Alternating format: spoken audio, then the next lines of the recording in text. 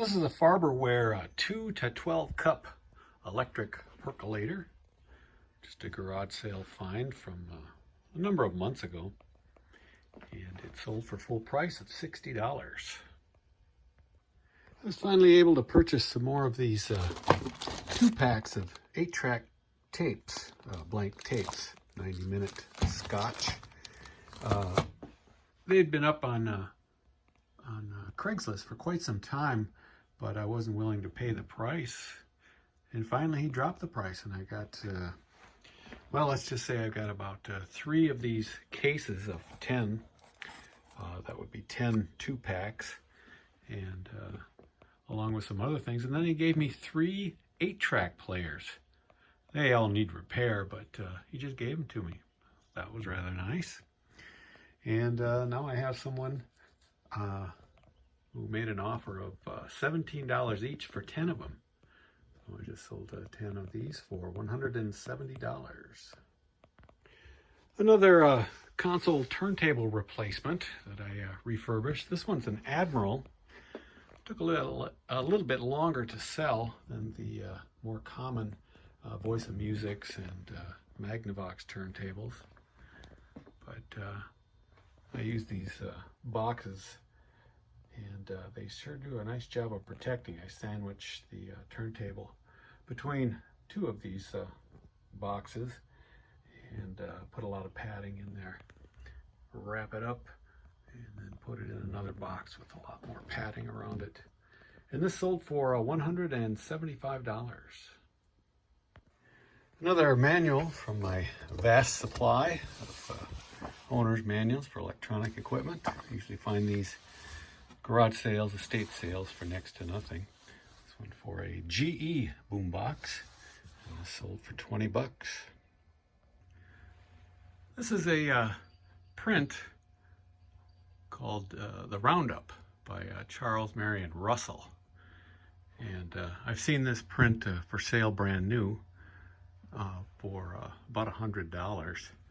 This one I picked up at an auction years ago, and the original, as it states here, is in the Montana Historical Museum in Helena, Montana.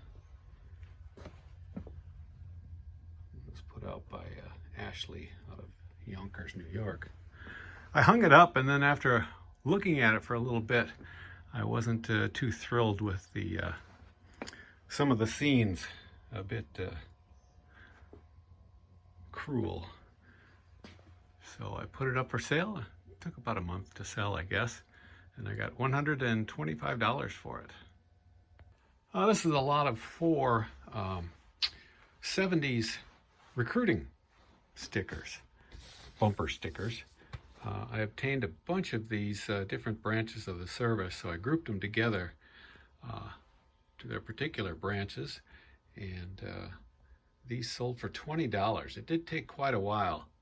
They were just something from a local online auction that I picked up for a minimum bid, so not a lot of money into them. Nice to get the $20 finally. This is an RCA brand 8-track deck. They're Mark 8 series. They're kind of long compared to the Panasonics and Realistic branded ones. Pretty heavy duty inside. Just kind of, it's been on the shelf for a number of weeks, so I'm kind of running it through its paces to make sure everything's still working. The track lights. And this was a regular service job, new belt, clean and lubricate all the moving parts. And I put this up for $165, and it sold for full price. Another empty model box sold. I picked up a bunch of these for a minimum bid on a local online auction. This one is 54 Chevy with the Happy Days theme. It did have the instructions with it though, and that sold for $10. This is a vintage Realistic brand stereo EQ. It's just a 5-band, 5 bands each side. And this was sold by Radio Shack in the 70s. was able to find a manual online to print off, and include some patch cables from my vast amount of patch cables that I have acquired over the years.